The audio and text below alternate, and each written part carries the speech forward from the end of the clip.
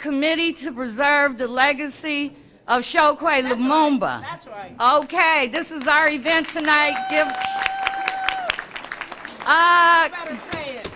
That's my beautiful sister right there, Chokwe sister, Atari. Give her a shout out. Okay, and Queen Mother Joanne, my big sister, said that I'm in charge. So y'all hear? I'm in charge. Don't tell Bomani. Where is he? Chairperson, where Bomani? He's around here somewhere. Okay, in Guvu, our members, come on, shout out. Okay, so welcome, Bomani. I'm in charge. That's our chair. We really co-chair, but I let him think he in charge every now and then. Okay.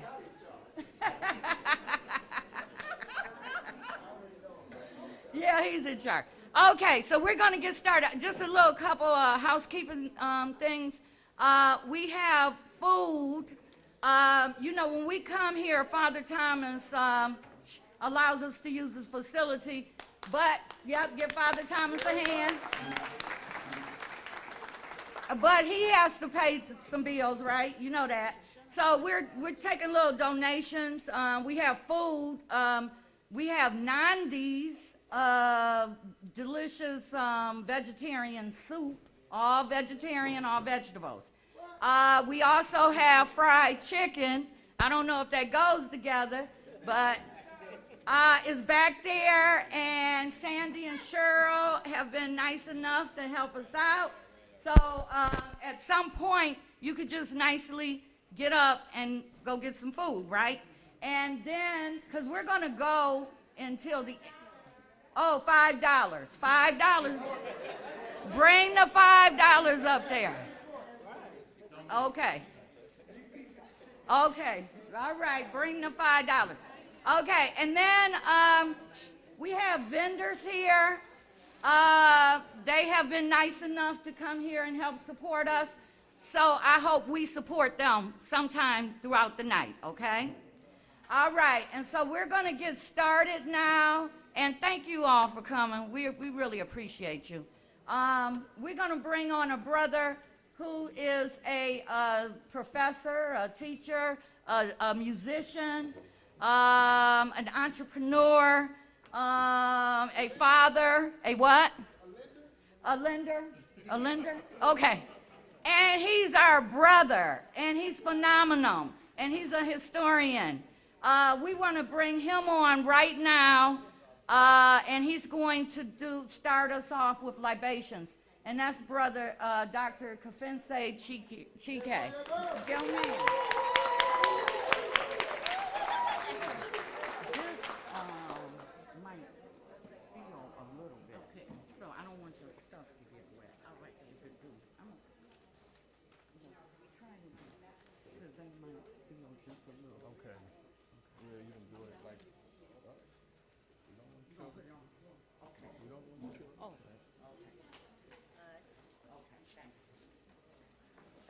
Greetings, everyone. See Jumbo. Before I continue, I'd like to request permission from the elders to speak. Do I have your permission? Thank you. It's an honor to be here. And I also want to acknowledge the African Studies 2010 African American Culture. It's a very long name for the class. African American Culture, African American Cultural, Historical, Aesthetic Roots. So I forced my class to come here. But my thing, of course, people that know me know that I'm a grassroots person. That's right. Prior to being at the grassroots, I was a street person. And one thing that I've always been committed to trying to do in the quest for higher education and all of that, first of all, the drive was always being committed to the liberation of African people. So one thing that I don't think occurs enough, and that is filling the chasm, however you say the word, between the community and academia. And I teach black studies, and black studies came out of the struggle of black people. So this is very much a grassroots event, and this is my effort, one of many, to try to connect the community and academia. So that's why I force my students to come here. So let's give them another round of applause, please. They can stand or hold their hands up.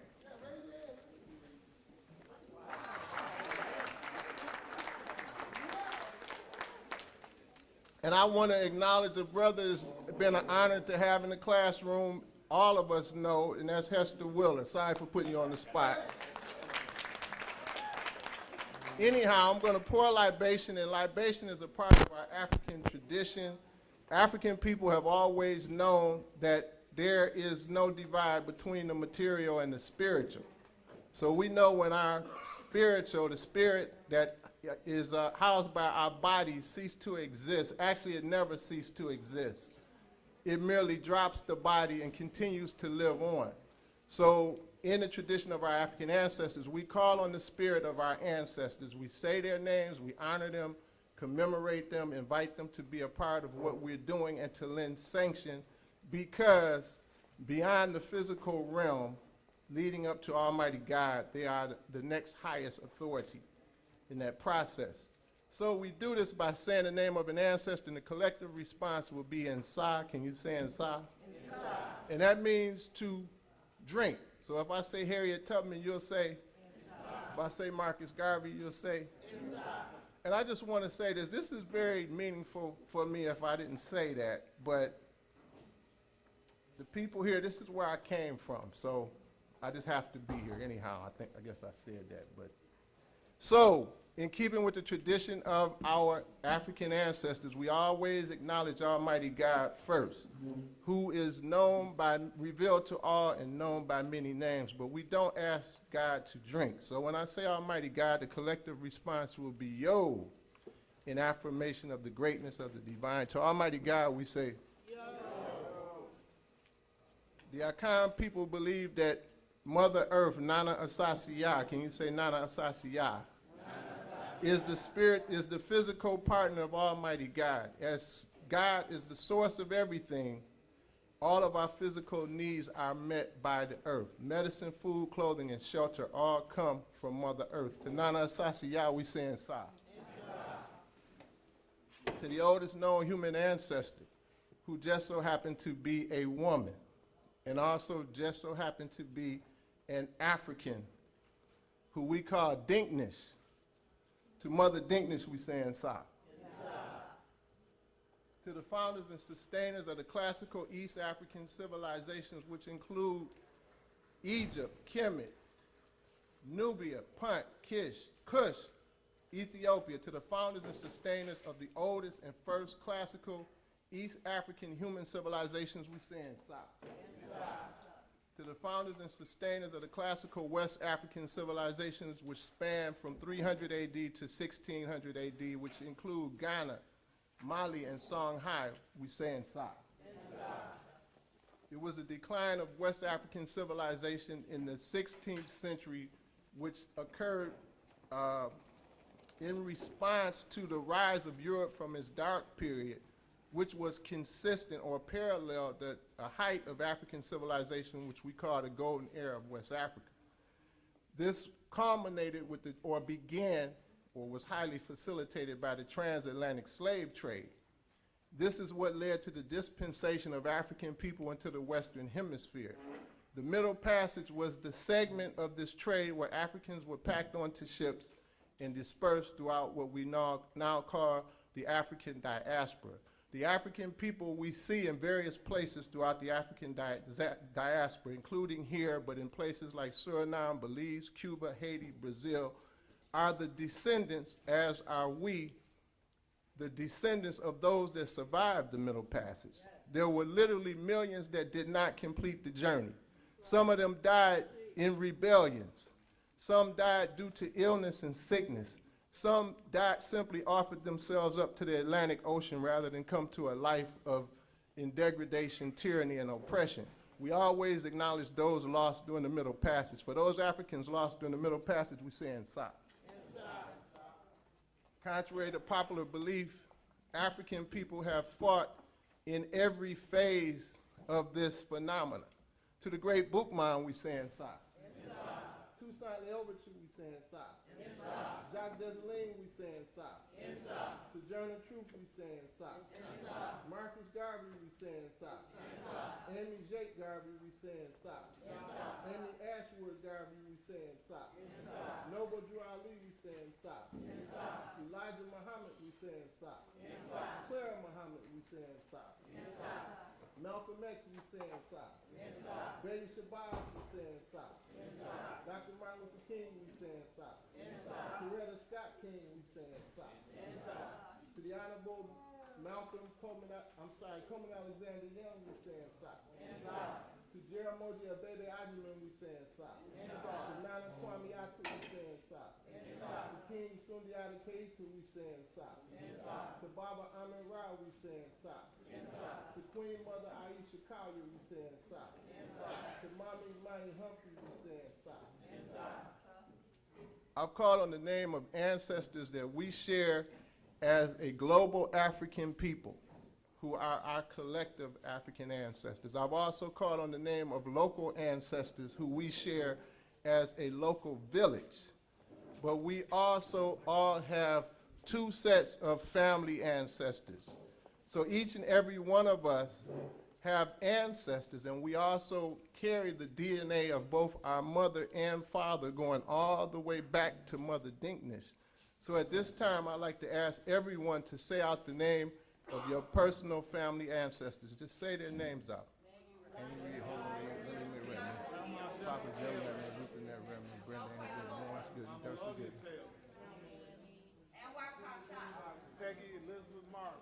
At this time, I pour a libation for the ancestors represented by all of us in this room. For all of our collective family ancestors we say Inside. Pour a libation for the unnamed African ancestors. There were many Africans who fought in the struggle for liberation, whose names we have not said. We could say these names to next week this time and still have more to say. But we pour a libation for the unnamed African ancestors that lived and in some cases gave their lives in our struggle. We say Inside. For the unknown African ancestors that made the same contributions, we say Inside. Finally, African people believe that we exist in a trilogy. There are those that have gone before us, those that will come after us. Those that are living today are the connection before those that have gone and those yet to come. In fact, we believe that children are ancestors returning to this realm to continue to carry out the will of Almighty God. And whether you know it or not, we all come here with a divine purpose, a reason for being. Nothing that was created in this universe that has no purpose. Everything has a purpose. So we put a qualifier, though. We pour a libation for those ancestors returning that will return, repeat after me, to bring about positive change, cultural resistance, re-Africanization, and the building of nationhood and sovereignty for African people, everywhere, forever. We're saying Inside, Inside. Thank you very much.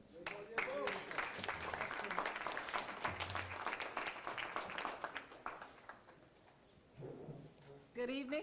I want to bid you greetings, and we're going to get right into the state of this city, state of the diaspora. Let us get ready for our first speaker, William Davis. William Davis is president of the Detroit Active Retirees Association, and he's a representative of the National Action Network. Brother Davis served as an appellant to the legal case and a community organizer fighting Governor Snyder, fighting Jones Day, fighting Judge Rhodes. He pushed Detroit into bankruptcy and stole pension benefits from thousands of Detroit retirees. Brother Davis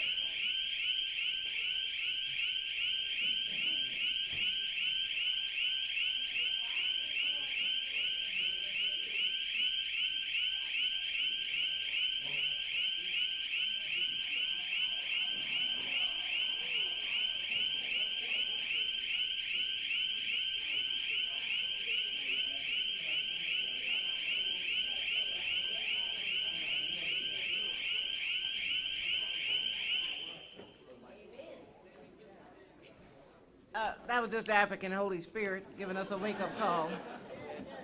Brother Davis has taken the position that the bankruptcy defrauded our people, black and brown, and all Detroit residents, and he and his comrades of Daria and Nan vow to continue to fight this injustice. Please let us welcome our brother, William Davis.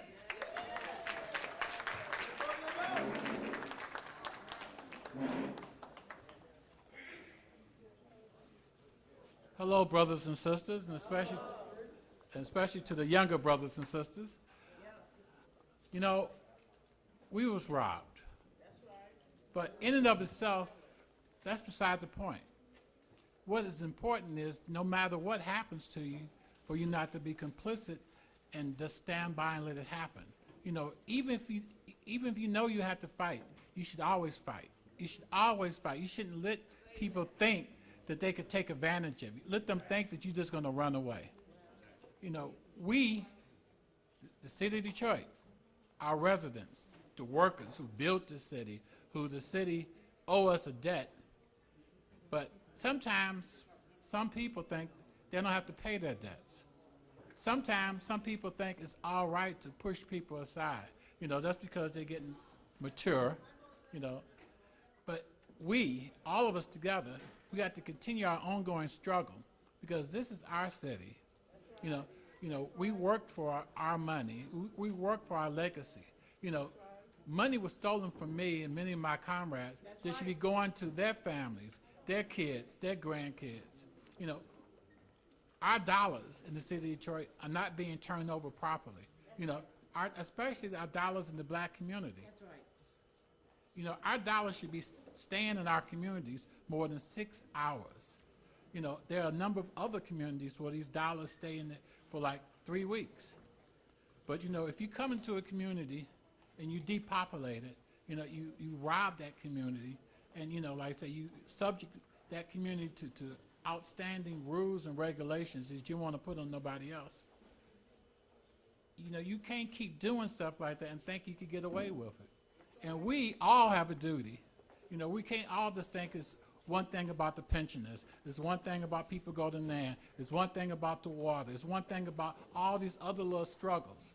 Because all of our struggles, all of our actions are tied together. And, you know, and we have to remember that we're not in this by ourselves. You know, we have to embrace our brothers and sisters. You know, we have to stand up for those who can't stand up for themselves.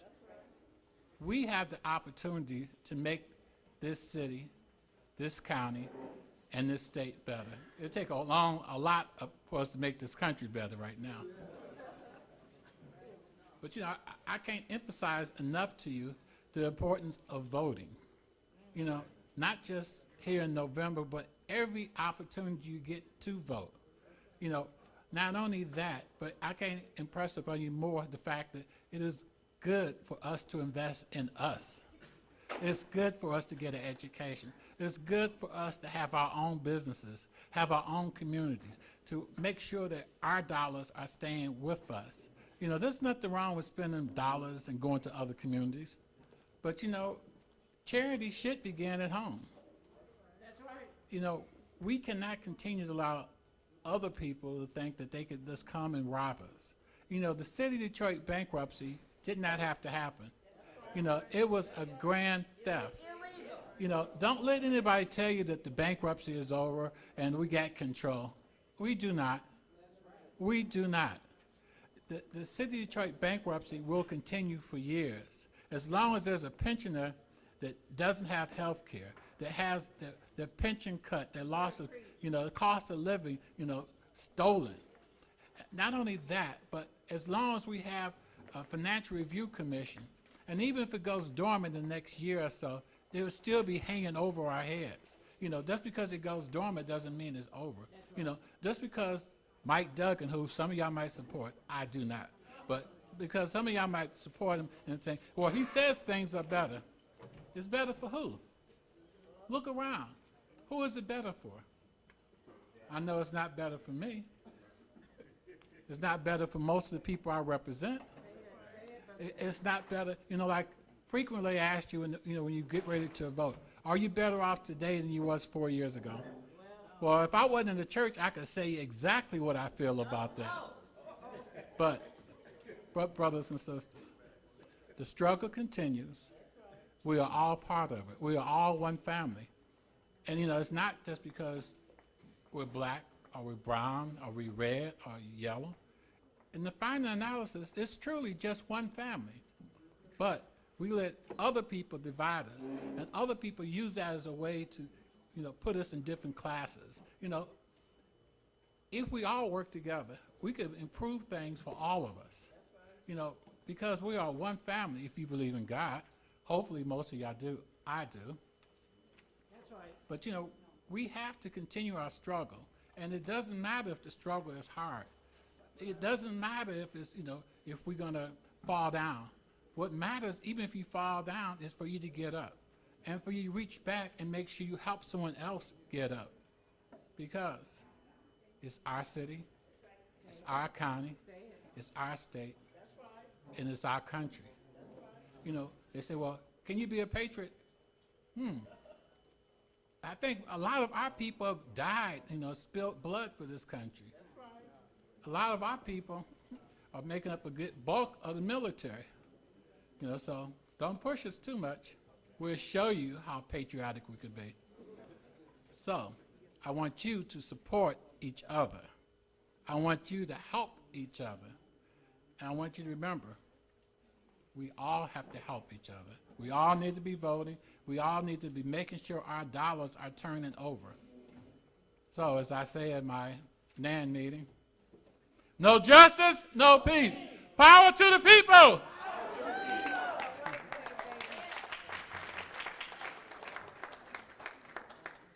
Let's give our brother William Davis another big hand.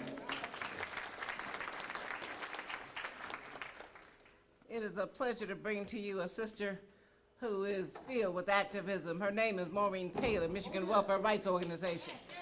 An activist who spent her life fighting for the rights of the poor. She's been on national television, telling off WDIB reporter Hank Winchester during an MSNBC interview about the Detroit water shutoff crisis. You know her, you love her. We need to lift up Maureen. Maureen. I tried to pimp slap that fool so hard on TV he would never forget that he was pimp slapped from world to world, My goodness. I bring you greetings from Michigan Welfare Rights, the organization that fights for the rights of low-income people. We're still there. We're still involved. When I was first asked to participate in this event, again this year, I was always and stay always humbled to be involved in it. But everybody knows, and if you don't know, there are multiple things going on today, tomorrow, and all manners of things that are happening. A lot of you probably thought, I really don't need to get involved in all these struggles and whatnot. And then you met this guy named Donald Trump. And if he didn't change your mind about a lot of stuff, that meant you didn't have a mind to be changed, because everything we hate, everything we fight against, everything we are in opposition to is rested in this man's face. So whatever you thought you were going to do, throw that script out, and we got to go do some new stuff, okay? In the last, since 2014, we've had about 86,000 households, resident households, that have suffered water being turned off over this period of time. It might have lasted a day, it might have lasted a week, it might have lasted a month, and some are still without water now. In my organization, in Welfare Rights, we've buried already 3 women who had sarcoidosis and other types of diseases that have to do with being warm. And their water was shut off where there were radiators, which meant the premises were cold. And in 2014, 2015, 2016, we're still dealing with water being shut off because people can't afford to pay for it. When my brother Bill talks about this no good, lying, trifling conversation about a bankruptcy, I don't live in a bankrupt city. I live in a city that's been bankrupted, and I know the difference. lied to, tried to talk about things that's so difficult in Detroit that we too stupid to vote for the right people, we too dumb to figure out how to manage our own activities, and somebody had to come and take over our stuff. I waited for people in this country to come running down the street because democracy was under attack. Somebody took our right to vote away in Detroit. This ain't Mississippi. Somebody go show up on Littlefield over there where I live and go say something about this. And I put my hand to my ear and looked down there. Didn't hear nothing. Said, what's going on? Ain't nobody show up. What's happening? Rachel Maddow was on TV for 5 days and nights talking about this nightmare that's going on in the city of Detroit. She asked the question, I don't know where everybody is. The worst thing we've seen in this country in years is happening in Detroit, and people are being quiet. I watched it then, and I'm watching it again now, where the water department has moved to such a degree because we step on them every chance we get. They have moved to the point now where they're secretly turning people's water off. We blocked the trucks, Marion and them, and the Homerick 9 went out there and got arrested. There you go, got arrested blocking those trucks. They moved Homerick to another place, and now we got to find out where the back door is, try to find out where the trucks are, but secret water shut-offs. But it doesn't matter because they've got a lot of trucks. And however many people they shut off, and folks call welfare rights, we get right on top of them and make them turn it back on again without benefit of pay. We're able to do that because we stand in unity with the folks that are in this room. We stand in unity with the folks that want to be in this room, and because we're standing on the side of morality. What kind of people turn water off where there are elders, where the baby carriage is on the front porch? They're poisoning people up in Flint. We living through some new stuff here. We living through some new stuff here. We got Reverend Pinckney that went to jail because he quoted the Bible. You can't make this stuff up. You know, he said Deuteronomy means that if you continue to harass and hurt people, the Lord is going to send fire and brimstone. And they came and got Reverend Pinckney and said, sound like you are threatening judges. And he spent 18 months in jail. I mean, we're going through some different kinds of things. This water situation is, like my sister Joanne always says, it's a sin against God. Who does this? And I thought it was so interesting. I saw it on TV yesterday, day before yesterday, that people in metropolitan Detroit, outside of the city, had a major water break. And some 50,000 didn't have any water at all. And I thought, well, you know, the Lord works in mysterious ways, you know. Things just happen, and I didn't have anything to do with it, and it worked out just fine. 300,000 people had a little trickle. So we put out a press release and asked those folks that were suffering, talking about, oh my God, I can't flush my toilet. Oh my God, I can't wash my face. Oh my God, I have all these problems. And in the press release, what we asked them to do is think about those folks that have been suffering this, and you were quiet and didn't come running down the road to demand justice. That when you went to your churches, you sat in the front pew, you went to your synagogues, your Muslim temples, and every place else where you lie and swear you're praying to God, and you sat in the front. You sat in the front and tried to sing louder than anybody else. It's false. I'm going to leave you with this because I have to go to the next event, and I'm feeling mighty good this evening. See, I ain't scared yet. I ain't scared yet. I always say the same prayer, and I'm going to leave it with you again. Lord, please, when you come to take me, let me sit by the one that makes decisions, whoever that is.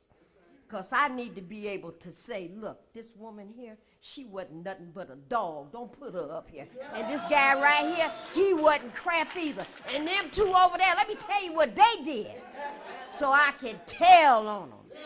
So at the end of the day, if they got to go someplace and stay there for a long time, they'll remember Maureen put me here one more time. She did while she was alive, and she's still messing with us while I'm dead. My name is Maureen Taylor, State Chair, Michigan Welfare Rights. Stand strong, and thank you so very much. Appreciate it.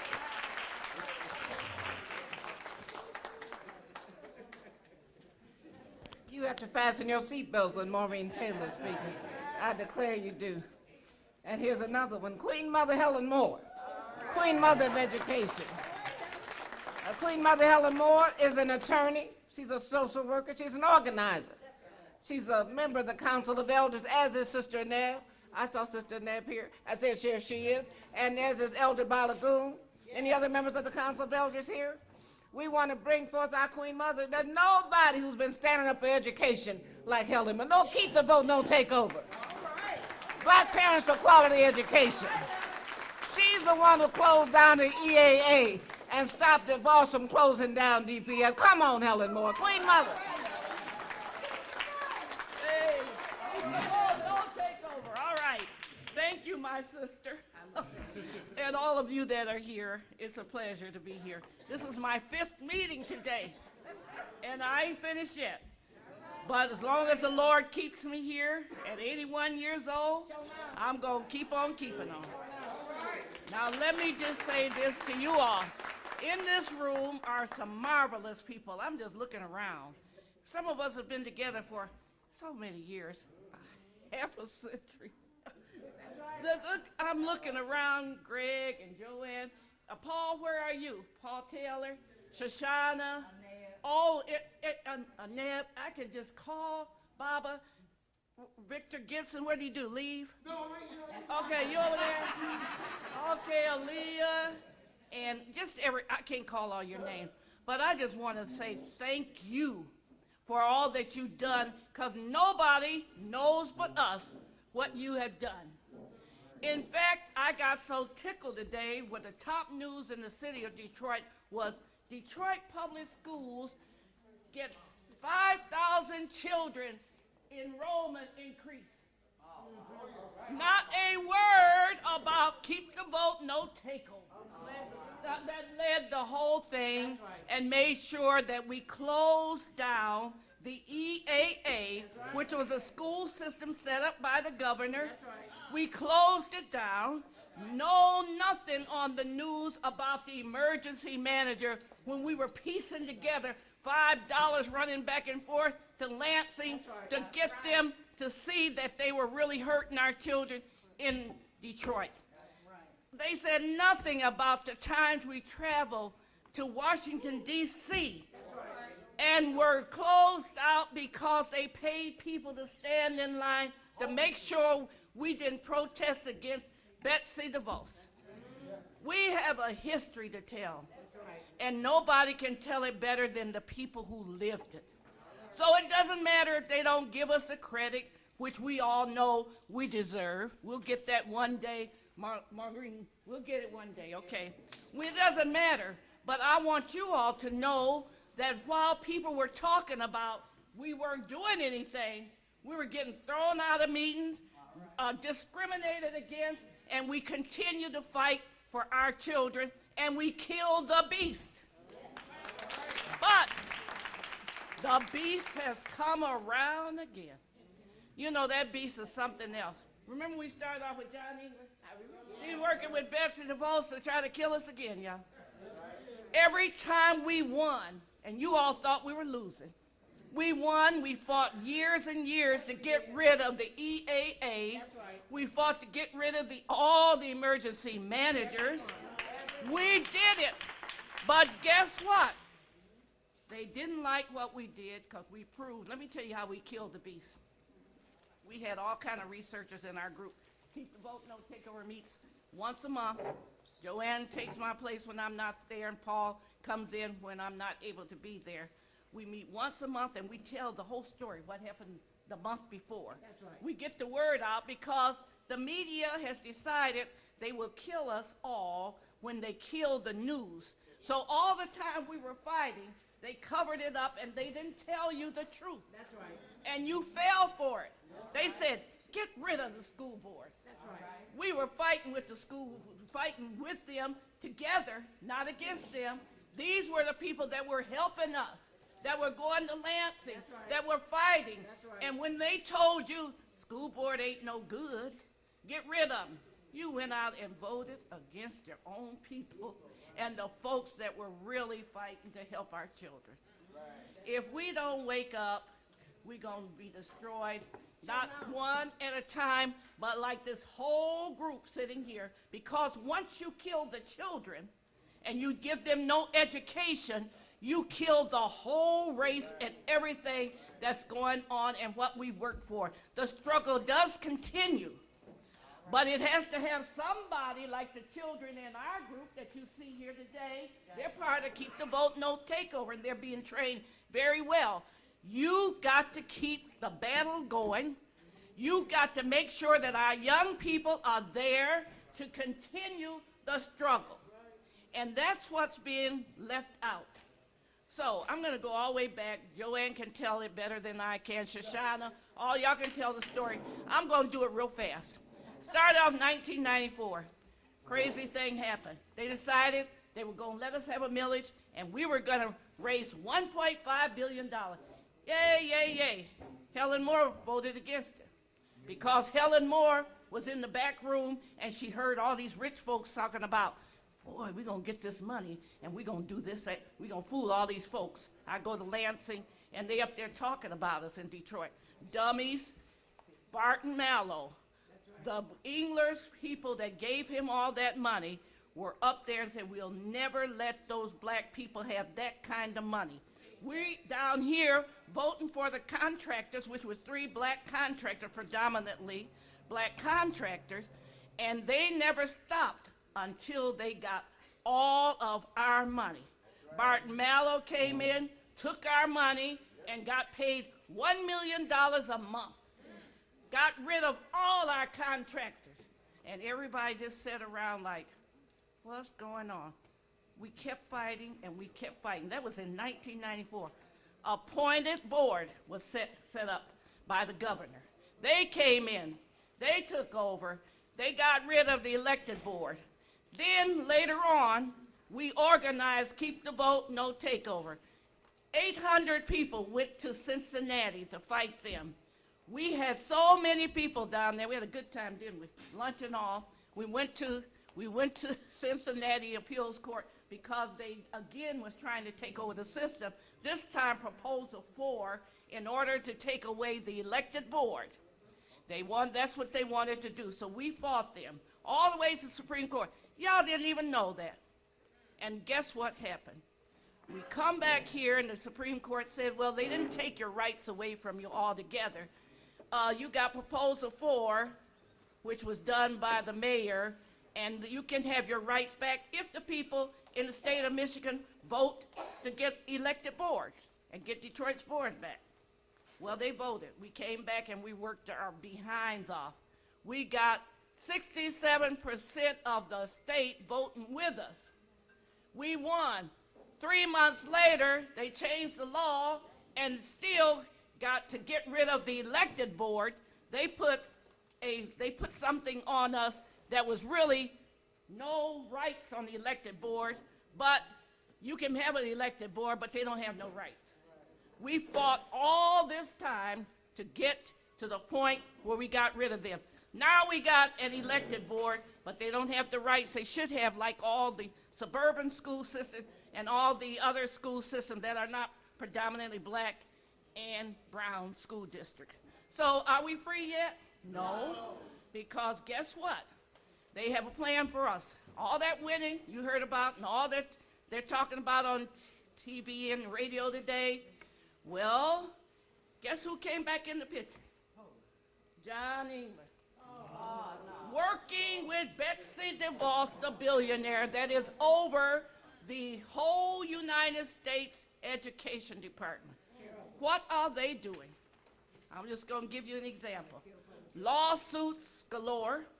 They want to kill the Board of Education for the state of Michigan. That's right. The governor wants to appoint the people on there, just like they did Detroit. That's right. Got another bill that says Senate Bill 574, we always fighting, to take money from the money we already got on bonds and millage for the intermediate school district. They want to take that away from us and give it to the charter schools. Yeah. It's so much happening. that you'd be surprised, but they're bragging today that we went up to 5,100 children. We got to keep them coming. We got to get our kids back from the charter schools. That's right. Charter schools are closed, and charter schools ain't no good. I don't care what nobody says. You know why? Because they all have a board of their own. They're all divided. If you want to make somebody subservient, you set up a system where they all are divided. Every charter school has a board. You want to bring the power back to the community where we live, and we all need to work like we can't work any harder to get our school system back and to maintain it and keep it. That's all we're saying. We know what they're doing. We know what they want. They do not want our children to have an education. Why? Because guess what? I was sitting there one day and I said, why am I fighting so hard? And then I started thinking about all the children that have come through the system. And even with this lousy, no good education they have given us, still our children rise. That's right. They're in all the top universities. When they have it in their soul to work hard and do what they should do, they rise. And so that's what they fear. We have lasted all these years down through the centuries as black people that have been enslaved, and they want to send us and our children back to slavery. What is charter schools? Charter schools are a way back to slavery. If I have a child over here, and I have a child, we played this out before, I have a child here, and these charters come in, and we got all of them bidding on our children because they want that $7,000, $8,000. What is that but slavery? Putting our children back in slavery, that's what they want. They want to keep us down. They want to make sure that our children get no education. That's right. And education to us is the path to freedom. That's right. We all know that. So before I leave this, I want to say there is a group here, and they're sitting over here, and I'm part of that group, is the Detroit Freedom School. Detroit Freedom School. They are coming in place to educate our children and to do tutoring at the Wright Museum and several other churches. There's another group that's national, Journey for Justice, that we all belong to. Journey for Justice has a program called We Choose. In other words, y'all stop taking over our school district. We choose what we want. That's right. We don't want all the stuff you're trying to make us take. Get out of our way and let us choose. That's right. So there are things going on that you know nothing about. But as long as I live, I'm going to go around to every meeting. I don't care if it's 2 people there. Where 2 or more gathered in my name, there am I also. I'm going to keep doing it. I've been to 5 meetings, y'all. And my journey is to tell people the truth. You ever heard of that Sojourner Truth? Well, you're looking at her now. Thank you.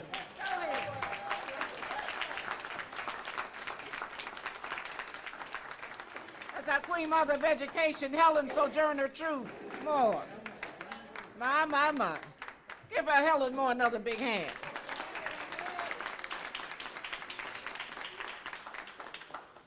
Well, that's a perfect segue to Professor Aurora Harris, who was active, one of the leaders with the Detroit Independent Freedom Schools.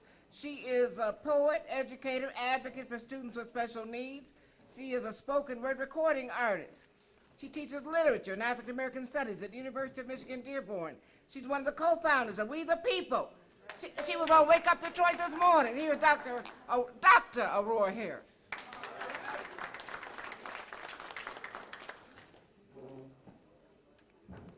Good evening. Students, please take out your notebooks and pens. One of the things that I want to talk about is the theft of truth. And with We the People of Detroit, we are a group of women that started emergency water hotlines for people who had their water shut off. And we provide water. We have a water station at St. Peter's Church on Trumbull and Michigan Avenue, where we deliver water to homes that do not have water. So we established that hotline as a first responder type situation to get people water. Now, the first thing I'd like to tell you about of the theft of truth deals with health. we did a health impact study. A health impact study came out from Henry Ford Hospital in the summertime. And the health impact study showed that there was a rise in the neighborhoods with water shut off of people who were suffering from soft tissue diseases, hepatitis A, and Legionnaire's disease.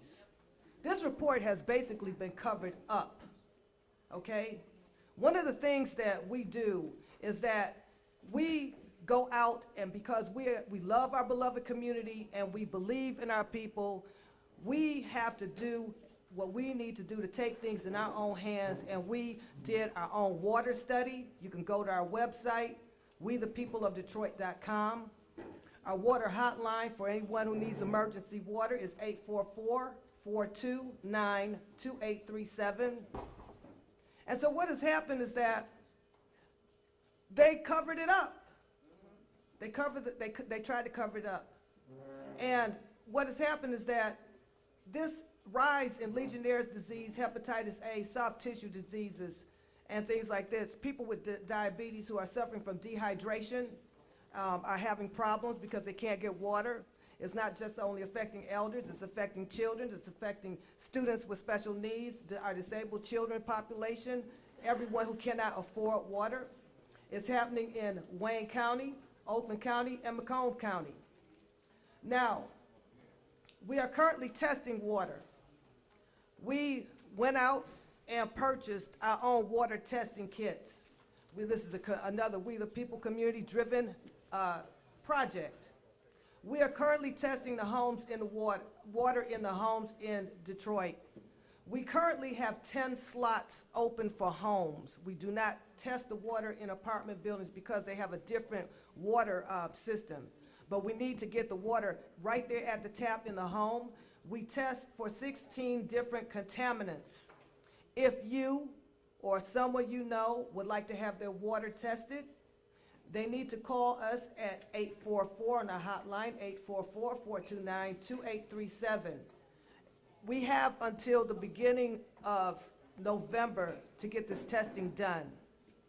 Because we went out and we started doing our own water testing and testing these contaminants, what has happened is that the EPA, the Environmental Protection Agency, has told that most of the universities in the state of Michigan that they can test the water everywhere in the state of Michigan except Detroit.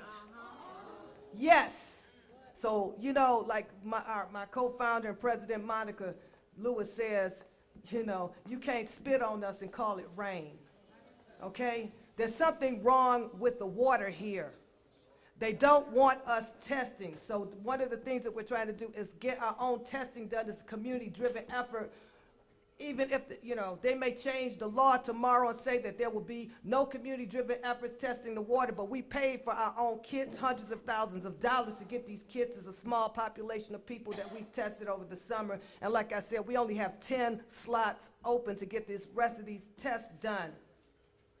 So, in the state of Michigan, we have a report from Dr. Elizabeth Mack. She wrote a journal article reporting that 11.6% of the U.S. population cannot afford water, and in 5 years, that number will rise to 36%.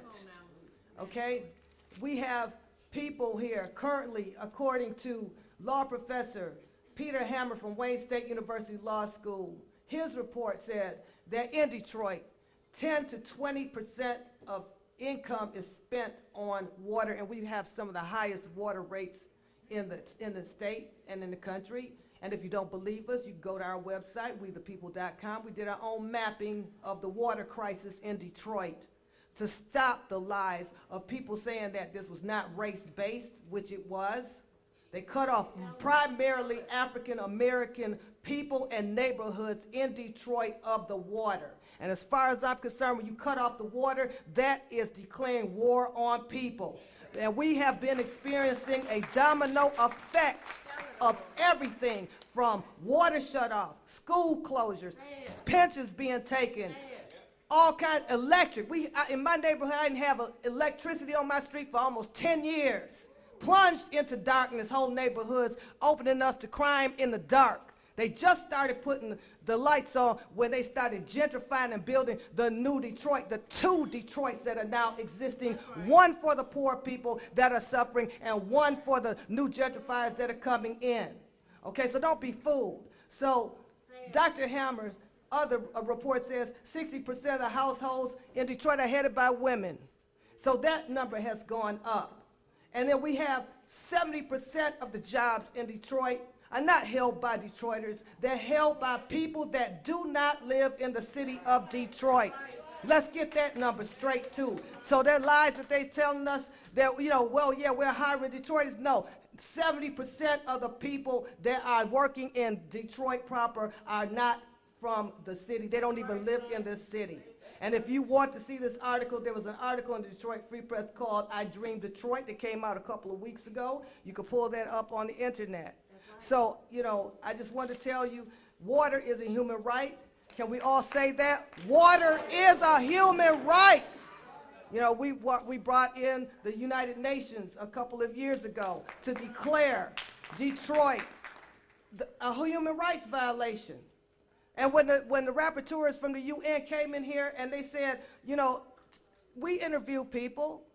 There's no people here who are lazy. There are no people here who just don't want to pay their water, all that mess that they reported in the news. You have people who were elderly, who had their pensions cut off, who had their houses foreclosed on, like I said, domino effect. They closed down the neighborhoods. They blighted out our neighborhoods. Then they came through and they started foreclosing on all our homes. Hundreds of thousands of people losing their homes. Then they took the pensions away. So the elderly people couldn't afford their mortgages and pay their rents. So when you have elderly people who have to make a daily decision between paying their rent, paying for hospital bills, paying for medication, trying to decide if they're going to get groceries the same day, et cetera, these are not lazy people. These are our parents, our grandparents, our elders in the community, our beloved people in the community that were hardworking, that built this city. Many people who came through Detroit that worked in the car factories. Detroit made the middle class, and it is the elders of the people who made the middle class in Detroit through the auto industries that they tore up and tore down and bankrupted, invented this bankruptcy on the city to say that we were not doing what we were supposed to do. So like I said, please, water is a human right. Do not believe the lies that are told. We have a news blackout that are here, and it is only in community forums like this when we go out and speak on panels and go to different universities and go out to different churches where people get the real news. The real news is coming from every activist that has been working here. Do not believe that there's only a few of us that they call throwbacks to the 60s, power to the people. There have been hundreds of thousands of people marching in the streets for the past 5 to 6 years, up to 10 years, that they will not show you on the news. So don't believe the hype. Go to our websites. Everybody up here has a website. Go to the websites and get the real truth. Thank you very much.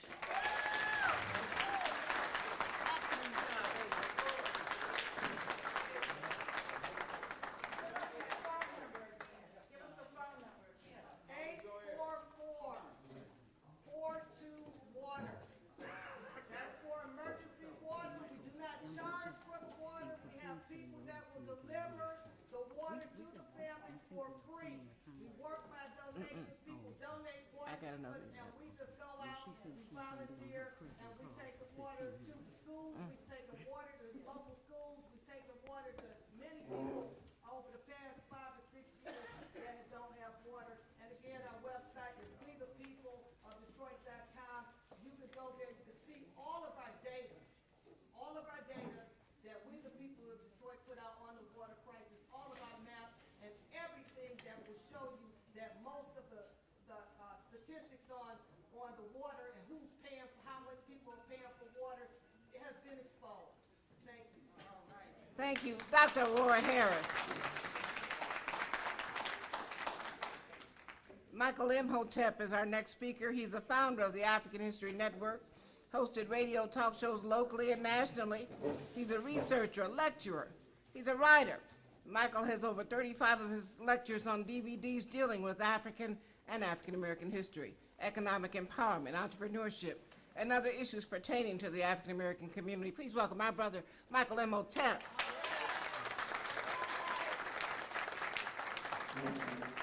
All right, all right. Thank you. How's everybody doing this evening? All right. So first of all, I want to get permission from the elders to speak. All right. So I'm going to do, this is like a tight 15